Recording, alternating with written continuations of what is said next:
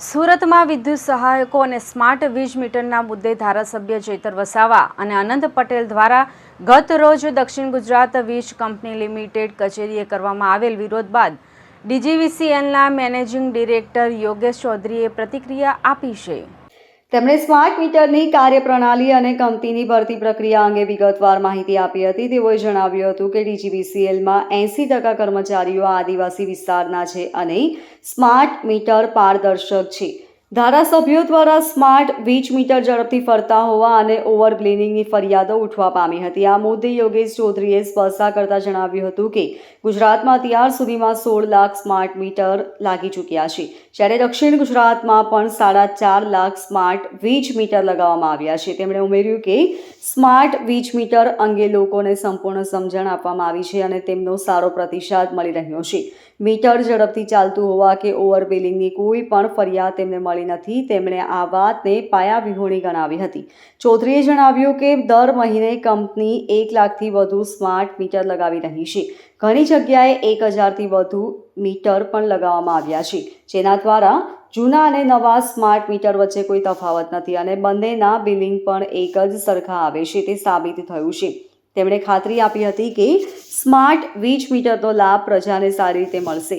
દક્ષિણ ગુજરાત વીજ કંપની બહાર નોકરીથી વંચિત ઉમેદવારો દ્વારા કરવામાં આવેલા હલ્લાબોલના મામલે પણ એમડી યોગેશ ચૌધરીએ નિવેદન આપ્યું હતું. તેમણે જણાવ્યું હતું કે ડીજીવીસીએલમાં કુલ 8500 કર્મચારીઓ છે, જેમાં મોટા ભાગના ટેકનિકલ કર્મચારીઓનો સમાવેશ થાય છે.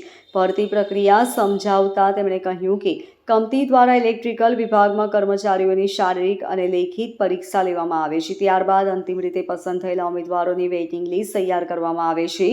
જેમ જેમ પ્રમોશન અને નિવૃત્તિની પ્રક્રિયા થાય છે તેમ આ વેઇટિંગ લિસ્ટમાંથી કર્મચારીઓની ભરતી કરવામાં આવે છે. ચૌધરીએ સ્પષ્ટતા કરી કે હાલ દક્ષિણ ગુજરાત વીજ કંપનીમાં કોઈ જગ્યા ખાલી નથી. જેમ જેમ ખાલી જગ્યાઓ પડશે તેમ વેઇટિંગ લિસ્ટમાંથી ભરતી કરવામાં આવશે. આમની સાથે જ માન્ય ધારાસભ્યશ્રીઓની રજૂઆત સ્માર્ટ મીટર બાબતે પણ હતી. એમાં પણ અમારે જણાવવાનું છે કે ગુજરાતમાં અત્યારે લગભગ 16 લાખ સ્માર્ટ મીટર લાગી ગયા છે અને દક્ષિણ ગુજરાતમાં પણ 4.5 લાખથી વધારે સ્માર્ટ મીટર લાગી ગયા છે અને એના બેનિફિટ્સ હવે પબ્લિકને સમજવામાં પણ આવ્યા છે અને ઘણા બધા લોકોથી અમને સારો પ્રતિસાદ મળી રહ્યો છે. કોઈ પણ ફાસ્ટ મીટર ચાલવાની કે ઓવર બિલિંગની આ પ્રકારની કોઈ ફરિયાદ નથી અને અત્યારે બહુ ફાસ્ટ સ્પીડમાં દર મંથ લગભગ 1 લાખથી વધારે સ્માર્ટ મીટર લાગે છે.